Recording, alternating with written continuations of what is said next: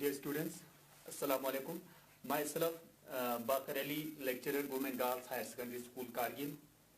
तो आज मैं आप लोगों को 12th क्लास की फिजिकल एजुकेशन के यूनिट सेकंड पढ़ाने जा रहा हूँ। वो यूनिट सेकंड है स्पोर्ट्स ट्रेनिंग है। तो आज मैं आप लोगों को स्पोर्ट्स ट्रेनिंग क्या होते हैं, इसके मीनिंग क्या होते हैं और उसके प्रिंसिपल्स क्या होते हैं, उसके बारे में आज मैं पढ़ाने जा रहा हूँ। तो स्पोर्ट्स ट्रेनिंग पढ़ाने से पहले ट्रेनिंग क्या होते हैं।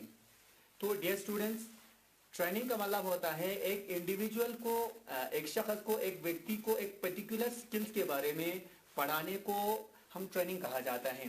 चाहे कोई भी फील्ड में हो, स्पोर्ट्स के फील्ड में हो या कोई दूसरे फील्ड में हो, एक इंडिविजुअल को उसी पर्टिकुलर फील्ड में उसको ट्रेन करने को हम ट्रेनिंग कहा जाते हैं। आप उससे क्या हो जाते हैं, जो एक इंडिविजुअल होता है, एक व्यक्ति होता है, वो अपने काम को और इफेक्टिवली, इफिशिएंटली, प्रॉपरली वो उस काम को अंजाम दे सकता है और वो अपने उसी फील्ड में वो एक्सपर्ट हो जाते हैं, माहिर हो जाते हैं। अगर हम एक एग्जांपल ले लें, अगर हम एक कंपनी में जो एक सेल्समैन होता है या एक मैनेजर होता है, तो वो अपने जो उसके कस्टमर्स होते हैं तब सेटिस्फाई कर सकते हैं अपने प्रोडक्ट के ऊपर जब उसके अंदर वो वेल ट्रेनड है।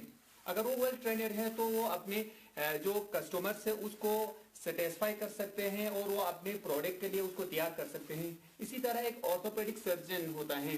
मान लो आपको स्पोर्ट्स के फील्ड में जब आप इंजर्ड हो जाते हैं तो आप उस डॉक्टर के पास जाते हैं। अगर वो डॉक्टर वेल ट्रेनड है तो डॉक्टर आपके जो इंजरी जो है, आपको अगर या स्प्रेन हुआ है या आपको डिसलोकेशन हुआ है या फ्रैक्चर हुआ है, वो आराम से उसको डिटेक्ट कर लेते हैं। इसके बाद वो आपके जो इंजरी जो है वो उसको आराम से वो आपके इंजरीज को ट्रीटमेंट कर लेंगे। तो वो डिपेंड होता है वो कितना ट्रेंड है। जैसे कि हम स्पोर्ट्स में बार बार हम देखते हैं कि अगर हम कोई रेजिस्टेंस ट्रेनिंग करते हैं या अगर हम कोई हॉट ट्रेनिंग करते हैं, उस ट्रेनिंग में जो ट्रेनर होते हैं वो ट्रेनर आपको एफिशिएंटली और इफेक्टिवली आपको उस वक्त आपको ट्रेन कर सकता है। आप अगर वो खुद फिजिकली ट्रेनड है, अगर वो अनट्रेनड है तो वो आपको उतना ट्रेनिंग नहीं दे सकता है। या इसी तरह हम एक टीचर का एग्जांपल ले लेंगे। अगर एक टीचर जो है वो खुद अगर वेल ट्रेनड है तो वो अपने बच्चों को अच्छी तरह से पढ़ा सकता है और जो वो पढ़ाते हैं वो जो कंटेंट है वो बच्चों को समझ में आ जाएंगे। तो अगर हम स्पोर्ट्स ट्रेनिंग की बात करते हैं, स्पोर्ट्स ट्रेनिंग एक लॉन्ग प्रोसेस है, लॉन्ग टर्म प्रोसेस है and which is based on scientific base पे होता है एंड सिस्टमेटिक बेस पे होता है। और आप जानते हैं कि स्पोर्ट जो है एक स्पेशलाइज्ड फील्ड है, एक वास्ट फील्ड है जिसमें अलग अलग ट्रेनिंग की जरूरत होते हैं। जैसे कि अगर हम देखते हैं एक लॉन्ग डिस्टेंस रनर होते हैं, उसको एंड्योरेंस ट्रेनिंग की जरूरत होते हैं, ठीक है ना। अगर हम बात करते हैं एक स्विमर की, अगर हम बात करेंगे, उस स्विमर को एंड्योरेंस ट्रेनिंग की जरूरत होती है। अगर हम एक वेट लिफ्टर की बात करते हैं या बॉक्सर की बात करते हैं, उनको स्ट्रेंथ ट्रेनिंग की जरूरत होती है, ठीक है। अगर हम एक जिम्नास्ट की बात करते हैं या अगर हम एक योगिस्ट की बात करते हैं, उस जिम्नास्ट को या उस योगिस्ट को फ्लेक्सिबिलिटी ट्रेनिंग होना चाहिए, फ्लेक्सिबिलिटी ट्रेनिंग होना चाहिए। तो इसी तरह से स्पोर्ट्स में जो एक मल्टी डिसिप्लिन है उसमें अलग अलग ट्रेनिंग की जरूरत होते हैं और and which is based on scientific base पे वो ट्रेनिंग होता है। तो इंड्योरेंस ट्रेनिंग की जरूरत होती है, स्ट्रेंथ ट्रेनिंग की जरूरत होती है, फ्लेक्सिबिलिटी ट्रेनिंग की जरूरत होती है, पावर की जरूरत होती है, बैलेंस की जरूरत होती है, कोऑर्डिनेटिव एबिलिटी की जरूरत होती है, कोऑर्डिनेटिव एबिलिटी, ठीक है ना। तो ये जितने भी जो टर्म्स मैंने लिखा हुआ है, ये सारे जो ट्रेनिंग जो है स्पोर्ट्स में जरूरत होती है। तो स्पोर्ट्स की ट्रेनिंग एक साइंटिफिक बेस पे होते हैं और इन सारी जो जितने भी जो कंपोनेंट्स ऑफ जो फिटनेस के ये सारे कंपोनेंट्स उसमें डेवलप करने की जरूरत होती है। तो स्पोर्ट्स में आमतौर पर ट्रेनर होते हैं जैसे कि आप लोगों ने बार बार सुना है, एक ट्रेनर होता है और एक टीचर होता है।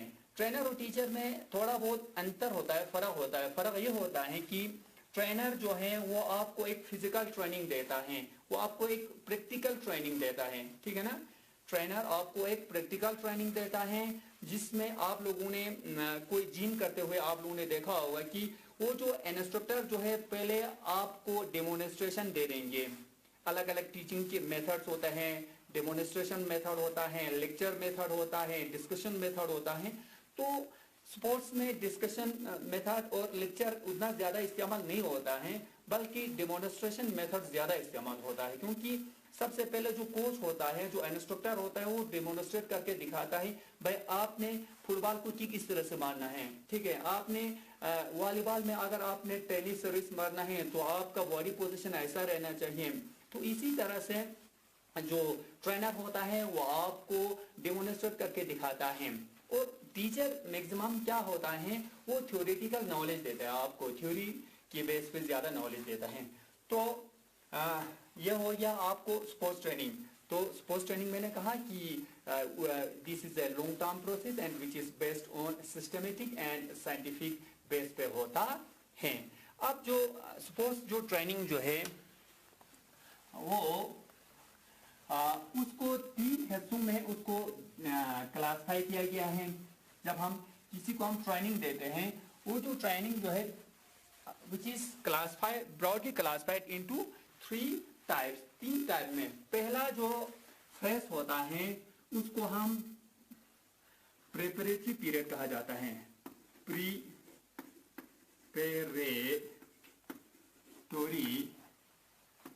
पीरियड कहा जाता है, ठीक है ना। इस फेज में हम क्या करते हैं, इस फेज में हम प्लेयर को हम प्रिपेयर करते हैं, एक प्लेयर को हम प्रिपेयर करते हैं। इस फेज में प्लेयर जो है बेसिक स्किल्स से लेकर उसको एडवांस स्किल्स तक ले जाते हैं, from basic to advance, basic skill to advance skill तक ले जाते हैं, ठीक है ना। अब इसी को फर्दर फिर से क्लासिफाई किया गया है 3 टाइप्स में। It has been further classified into 3 types, that is phase 1, phase first. अब इस फेज में क्या करते हैं, इस फेज में जो प्लेयर जो होता है, जो स्पोर्ट्समैन होता है, जो एथलीट होता है, उस एथलीट को, स्पोर्ट्समैन को जो जर्नल एबिलिटीज उसके अंदर डेवलप करते हैं, जैसे कि स्ट्रेंथ इसमें डेवलप करते हैं, इंड्योरेंस इसमें डेवलप करते हैं, स्पीड डेवलप करते हैं। तो जितने जो जर्नल एबिलिटीज होते हैं कि वार्मिंग अप कैसे किया जाता है, कूलिंग डाउन कैसे किया जाता है, जो जितने जो जर्नल एबिलिटीज होता है इस फेज में उस प्लेयर को इस फेज में सिखाया जाता है। इसके बाद फेज सेकंड होता है, फेज सेकंड होता है। इस फेज में जो एथलीट होता है या जो प्लेयर होता है उसको जो स्किल्स होते हैं उस सारे टेक्निक्स और स्किल्स सिखाया जाता है। टेक्निक और स्किल्स के साथ साथ उसको इस फेज में थोड़ा बहुत उसको टेक्निक्स भी सिखाया जाता है। मेनली फोकस जो होता है वो टेक्निक के बेस पे ज्यादा फोकस होता है। मान लो अगर किसी को फुटबॉल के बारे में सीखना है तो उसको किस तरह से बॉल को कलेक्ट करना है, ड्रिबलिंग कैसे करना है, हेडिंग कैसे करना है, फीडिंग कैसे करना है, शूटिंग कैसे करना है, ये जो जितने जो टेक्निक्स है ये सिखाया जाता है। अच्छा, अगर हम बास्केटबॉल की बात करते हैं, बास्केटबॉल में ले ऑफ शूट कैसे मारते हैं। अच्छा, अगर हम क्रिकेट की बात करते हैं, क्रिकेट में अगर अलग अलग डिपार्टमेंट्स होते हैं, जैसे कि अगर आप बॉलर है तो बॉलिंग में अगर आप एक फास्ट बॉलर है या स्पिनर बॉलर है तो आप बॉल को स्पिन कैसे करना है। अगर आप एक विकेट कीपर है तो बॉल को कलेक्ट कैसे करना है, बॉल को किस तरह से दूसरे के पास पास करनी, ये सारी जो चीजें जो है इस फेज में सिखाया जाता है। इट मींस इस फेज में जो जितने भी जो गेम्स के स्किल्स होते हैं वो स्किल्स सारे इस गेम्स में इस फेज में सिखाया जाता है। इसके बाद इसी में थर्ड फेज होता है, फेज थर्ड। अब इस फेज में एक प्लेयर को उसमें मास्टर बना दिया जाता है, उसी पर्टिकुलर गेम्स में वो मास्टरी हो जाता है। साथ ही साथ उसमें टैक्टिक्स सिखाया जाता है, टैक्टिक्स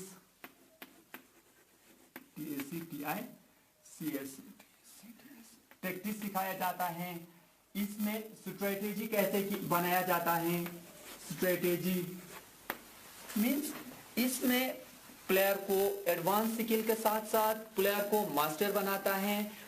इसके साथ साथ उसको गेम प्लानिंग कैसे करना है उसके बारे में सिखाया जाता है। अगर हम गेम प्लानिंग की बात करते हैं, जैसे कि हैंडबॉल की अगर हम बात करते हैं, हैंडबॉल में डिफेंस में कोई जो प्लेयर जो कैप्टन जो है वो 2-5 के हिसाब से करता है, कोई 1-6 के हिसाब से करता है, उनका अलग अलग स्ट्रेटेजी होता है। तो इसी तरह से इसमें सारे स्ट्रेटेजी सिखाया जाता है और साइकोलॉजिकली भी साउंड बना देते हैं इस फेज में, ठीक है ना। इस फेज में प्लेयर को साइकोलॉजिकली साउंड बना देता है। तो मीन्स इस प्रेपरेटरी पीरियड में जो स्पोर्ट्समैन होता है उसको बेसिक स्किल से लेकर एडवांस स्किल तक लेते हैं। एडवांस स्किल्स के बाद उसको टैक्टिक्स सिखाया जाता है, स्ट्रेटेजी वगैरह सिखाया जाता है। यह होता है प्रिपरेटरी पीरियड होता है जिसमें एक प्लेयर को प्रिपेयर करता है। इसके बाद नेक्स्ट जो पीरियड होता है प्यारे बच्चों, नेक्स्ट पीरियड होता है कंपटीशन पीरियड होता है, ठीक है ना। कौन सा पीरियड होता है, कंपटीशन पीरियड होता है।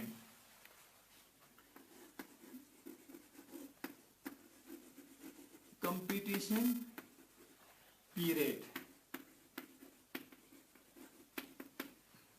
अब इस फेज में क्या होता है, इस फेज में जो स्पोर्ट्समैन होता है, अब यहाँ पे वो एक्सपर्ट हो जाते हैं, वो अपनी गेम में मास्टर हो जाते हैं, उसको साइकोलॉजी के लिए भी प्रिपेयर किया जाता है। अब इस फेज में आने के बाद कंपटीशन पीरियड में सबसे पहले उसको एकदम से एक्चुअल कंपटीशन में उसको नहीं लेते हैं। एक्चुअल कंपटीशन में लेने से पहले वो दूसरे टीम्स के साथ उसको खेलने का मौका देते हैं, दूसरे क्लब के साथ खेलने का मौका देते हैं। उससे क्या हो जाते हैं, उससे उसकी जो शॉर्टकमिंग्स हैं, जो ड्रॉबैक्स हैं, वो हम ठीक कर सकते हैं। उसको हम फीडबैक देते हैं कि भाई आपकी जो प्रॉब्लम जो है, अब यहाँ पे यह गलती करता है, उसको सुधारने की जरूरत है। अच्छा, आप सही तरह से शूट नहीं कर पा रहा है, आप सही तरह से फीडिंग नहीं कर पा रहा है। अच्छा, अगर आप एक वॉलीबॉल के प्लेयर हैं तो आप सर्विस अच्छी तरह से नहीं कर पा रहे हैं। अगर आप सुमेशर है तो सुमेश को अच्छी तरह से अच्छी एंगल में आप सुमेश नहीं मार रहे हैं। तो ये सारी चीजें उनको हम फीडबैक देते हैं। फीडबैक देने के बाद वो उसके जितने भी जो शॉर्टकमिंग्स या जो ड्रॉबैक्स होता है उसको रेक्टिफाई करता है, उसको सही करता है।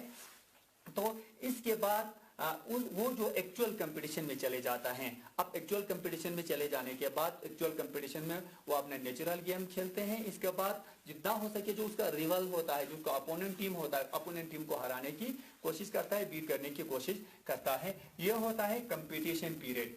इसके बाद लास्ट वन होता है ट्रांजिशनल पीरियड होता है, ठीक है ना। ट्रांजिशनल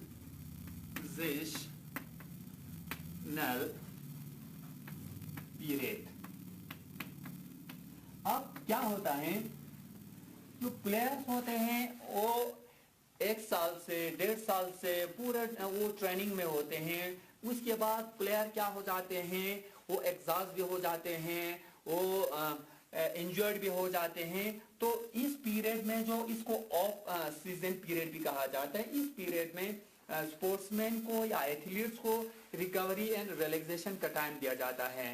तो इस पीरियड में रिलैक्सेशन करना है। रिलैक्सेशन का मतलब ये नहीं है कि वो घर में जाके आराम से बैठेंगे। रिलैक्सेशन का मतलब और रिकवर का मतलब ये होता है, रेस्ट का मतलब ये होता है कि उसको दूसरे कोई एक्टिविटीज करना है।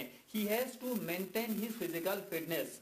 वो अपनी फिजिकल फिटनेस को मेंटेन रखना है। लेकिन इसमें कंडीशन ये है कि अगर एक वो फुटबॉलर है तो उसको फुटबॉल नहीं खेलना है, उसको जो मतलब दूसरा गेम जो उसका इंटरेस्ट है वो खेल सकते हैं। अगर क्रिकेटर है तो क्रिकेट नहीं खेलना है, उसको दूसरा कोई गेम खेलना है, क्योंकि पर्टिकुलरली उसी गेम को खेलते रहने से वो बोर हो जाते हैं, फिर उसके बाद उसमें इंटरेस्ट भी नहीं रहता है। तो इस ट्रांजिशनल पीरियड में sportsman has to maintain his physical fitness, लेकिन उसी गेम को उसको नहीं खेलना है। साथ ही साथ इंजर्ड हो जाते हैं, उसी इंजरी को डॉक्टर के पास जाके उसको चेकअप करना है, उसको इलाज भी उसका करना है। ये होता है, ये हो गया ट्रांजिशनल पीरियड, ठीक है ना प्यारे बच्चों।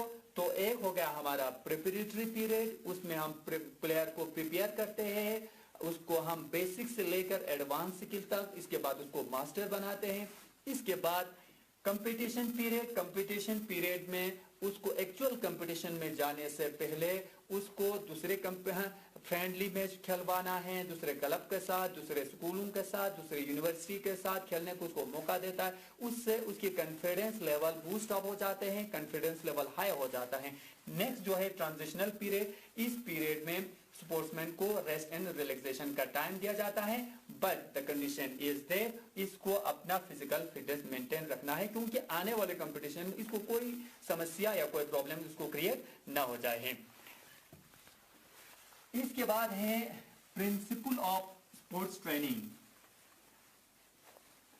तो यहां तक आप लोगों को समझ में आए होंगे। इसके बाद है principle of sports training. Sports training के कुछ प्रिंसिपल है, जैसे कि मैंने आप लोगों को पहले भी कहा कि जो स्पोर्ट जो है वो which is based on the scientific base पे है। तो आपको ये सारी चीजें जो है आपको माइंड में रखना है कि अगर आप एक स्पोर्ट्स ट्रेनिंग ले रहे हैं तो ट्रेनिंग के समय आपने जो स्पोर्ट्स के कुछ प्रिंसिपल्स हैं उसको भी आपने जहन में रखना है। अब प्रिंसिपल में है, पहला जो प्रिंसिपल है इंडिविजुअल डिफरेंस।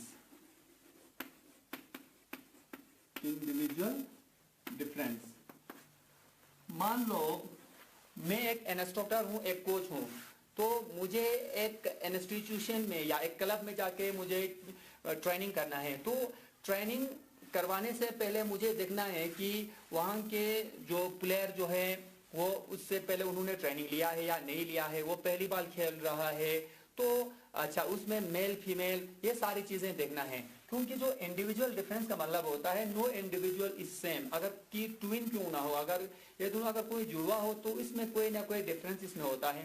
तो सबसे पहले हमने उनका फिटनेस लेवल चेक करना है। फिटनेस के आधार पर एक कोई होता है फिजिकली फिट होता है, कोई फिजिकली थोड़ा वीक होता है, तो उसके आधार पर उसको ट्रेनिंग करना है, ठीक है ना। उसका फिजिकल फिटनेस हमने चेक करना है। फिजिकल फिटनेस कहने का मतलब है कि दो इंडिविजुअल अगर एक फिजिकली अनफिट है दूसरा फिजिकली फिट है, उन दोनों को एक जैसा ट्रेनिंग हम नहीं दे सकता है। नंबर सेकेंड, इसमें हम जेंडर वाइज एक मेल है एक फीमेल है, अब एक मेल और एक फीमेल को एक ही किस्म की ट्रेनिंग नहीं दे सकते हैं, क्योंकि हमें मालूम है क्योंकि फीमेल का बॉडी स्ट्रक्चर जो है हमसे वीक होता है और मेल का बॉडी स्ट्रक्चर थोड़ा मस्कुलर होता है और उसमें स्ट्रेंथ ज्यादा होता है। तो उस हिसाब से उसको ट्रेनिंग प्लान जो जब ट्रेनिंग प्रोग्राम जब बनाते हैं, शेड्यूल जब बनाते हैं, वो जहन में रखना चाहिए कि मेल और फीमेल के लिए एक जैसा ट्रेनिंग नहीं होना चाहिए। सीनियर और जूनियर के लिए एक जैसा ट्रेनिंग नहीं होना चाहिए। जैसे कि हमारे स्कूल लेवल पर अंडर 14 होता है, अंडर 17 और अंडर 19 होता है, तो एक अंडर 14 लेवल की ट्रेनिंग अंडर 19 को नहीं दे सकता है, क्योंकि अंडर 19 थोड़ा वो क्या होता है, वो फिजिकली फिट होता है एज कम्पेयर टू अंडर 14, वो जहन में रखना है। सीनियर या जूनियर को भी जहन में रखना है। तो इन सारी चीजों को जहन में रख के आपने जो ट्रेनिंग के जो प्रोग्राम जो है प्लान जो है वो उस हिसाब से करना है। नंबर सेकेंड जो होता है, पहला हो गया इंडिविजुअल डिफरेंस, नंबर दूसरा हो गया प्रिंसिपल ऑफ वेरिएशन, VARIATION। आपके जो ट्रेनिंग शेड्यूल में वेरिएशंस होना चाहिए, चेंज होना चाहिए। अगर आप डेली एक फुटबॉलर को डेली फुटबॉल खिलवाएंगे, क्रिकेटर को डेली क्रिकेट खिलवाएंगे, तो उससे वो बोर हो जाते हैं। इसीलिए एक फुटबॉलर को बीच में थोड़ा बहुत क्रिकेट भी खेलने का मौका देना चाहिए, टेबल टेनिस खेलने का भी मौका देना चाहिए, या जो उसके जो कुछ जो इंटरेस्टिंग जो गेम्स है उसको खेलने का मौका देना चाहिए। उससे क्या हो जाता है, गेम बोर नहीं हो जाता है। और तो इसीलिए जरूरी है वेरिएशंस होना चाहिए, ठीक है ना। क्या होना चाहिए, वेरिएशन होना चाहिए, इसमें चेंज होना चाहिए। कंटिन्यूअसली उसी एक पर्टिकुलर गेम को डेली नहीं खेलवाना है। Number third, principal of overload. Principal of overload, overload का मतलब ये होता है, मान लो आप एक मैराथनर है, आप एक लॉन्ग डिस्टेंस रनर है, ठीक है ना। आपने अपना जो रनिंग जो है आपने 1000 मीटर से आपने शुरू किया, तो धीरे धीरे आपको gradually you have to increase your training load. आपने धीरे धीरे आपके ट्रेनिंग लोड को आपने इंक्रीज करना है, डेवलप करना है। उससे क्या हो जाते हैं, उससे आपके अंदर एडेप्टेशन आ जाते हैं, और आप अपने जो आपके जो टारगेट जो है उस टारगेट को आप अचीव कर सकता है। इसीलिए ज़रूरी है कि लोड को बढ़ाना चाहिए। मान लो एक जो स्पोर्ट्समैन है वो अगर हम एक स्विमर की बात करते हैं, वो स्विमिंग करते हैं, आज उसने मान लो उसने 200 मीटर का स्विमिंग किया, इसके बाद 400 मीटर, धीरे धीरे उसको क्या करना है, उसको बढ़ाना है। That is called as overload. ठीक है ना। पहला इंडिविजुअल डिफरेंस, दूसरा प्रिंसिपल ऑफ वेरिएशन, तीसरा प्रिंसिपल ऑफ ओवरलोड, चौथा प्रिंसिपल ऑफ कंटिन्यूटी। ठीक है ना, कंटिन्यूटी, कंटिन्यूटी का मतलब होता है कि आपने बीच में आपने ब्रेक नहीं करना है। ब्रेक करने से आपकी रिदम खत्म हो जाती है। इसीलिए जरूरी है कि आपके जो ट्रेनिंग जो प्रोग्राम्स हैं आपने इसी को मेंटेन रखना है, बरकरार रखना है। अगर आप बीच में आप छोड़ देंगे तो उससे क्या हो जाता है, टेस्ट भी खत्म हो जाता है, रिदम भी खत्म हो जाता है और आपकी परफॉर्मेंस डिक्लाइन हो जाती है। डिक्लाइन मीन्स खत्म हो जाता है। इसीलिए जरूरी है कंटिन्यूटी रहना चाहिए। इसके बाद नेक्स्ट है रेस्ट एंड रिकवरी। ठीक है ना। नेक्स्ट जो है वो है रेस्ट एंड रिकवरी है। रेस्ट एंड रिकवरी का मतलब कि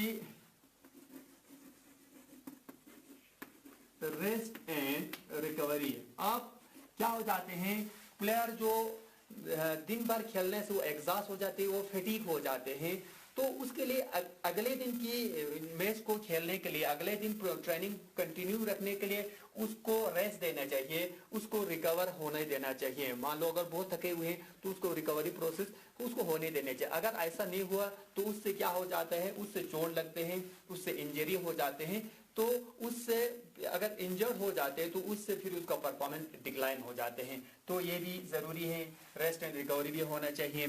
ठीक है ना। इसके बाद principle of specificity, specific, SPECIFICI। अब स्पेसिफिक का मतलब होता है कि एक स्पेसिफिक गेम के लिए स्पेसिफिक ट्रेनिंग की जरूरत होता है। जैसे कि मैंने कहा आप एक distance runner, long distance runner है, आपको इंड्योरेंस की ट्रेनिंग होना चाहिए। अगर आप एक वेट लिफ्टर हैं, आपको पोलोमेट्रिक ट्रेनिंग जैसा कि आपको एक स्ट्रेंथ ट्रेनिंग होना चाहिए। अगर आप एक बॉक्सर हैं, स्ट्रेंथ ट्रेनिंग होना चाहिए। अच्छा, अगर आप एक जिम्नास्ट हैं, आपको फ्लेक्सिबिलिटी का ट्रेनिंग होना चाहिए। तो इसी तरह से पर्टिकुलर गेम के लिए एक स्पेसिफिक ट्रेनिंग की ज़रूरत होता है। ये भी जहन में रखना चाहिए, क्योंकि हर एक प्लेयर को एक ही ट्रेनिंग नहीं दे सकते हैं। इसके बाद होता है साइकोलॉजिकल फीडबैक, ये भी बहुत ज़रूरी है। ठीक है ना। साइकोलॉजिकल उसको फीडबैक देना चाहिए, क्योंकि जब फीडबैक देने से प्लेयर क्या हो जाते हैं, उसको इंकरेजमेंट करना पड़ता है, उसके अंदर हिम्मत आ जाते हैं, उसके कॉन्फिडेंस बिल्डअप हो जाते हैं। और ये ज़रूरी होता है कि उसको साइकोलॉजिकल फीडबैक बार बार देना चाहिए। ठीक है ना। अब ये भी ज़रूरी होता है। इसके बाद होता है प्रॉपर मेडिकल चेकअप। ठीक है ना। बहुत सारे प्लेयर जो है वो इंजर्ड हो जाते हैं, इंजर्ड होने के बाद वो प्रॉपर मेडिकल चेकअप नहीं करते हैं। तो प्रॉपर मेडिकल चेकअप नहीं करने की वजह से अगर उसका बून का अगर इंजरी बाय द वे हो जाता है, वो एक परमानेंट एक डिफॉर्मिटी हो सकता है। इसीलिए ज़रूरी है कि डॉक्टर के पास जाके वो पीरियडिकल चेकअप करना चाहिए और पीरियडिकल चेकअप भी करना चाहिए। साथ ही साथ वो अपने कोच से भी कांटेक्ट में रहना चाहिए, कोच से भी इसके बारे में बताना चाहिए। तो यह था प्रिंसिपल ऑफ स्पोर्ट्स ट्रेनिंग। इसके बाद यहाँ पे aim and objective of sports training है। इसके बाद मेथड्स ऑफ स्पोर्ट्स ट्रेनिंग है, जैसे कि उसमें ट्रेनिंग साइकिल के मेसो साइकिल होता है, माइक्रो साइकिल होता है और मैक्रो साइकिल होता है। इंशाल्लाह आने वाली लेक्चर्स में मैं आप लोगों को मेसो साइकिल, माइक्रो साइकिल क्या होता है और ट्रेनिंग मेथड क्या होता है उसके बारे में आप लोगों को मैं पढ़ाऊंगा। अस्सलामु अलैकुम।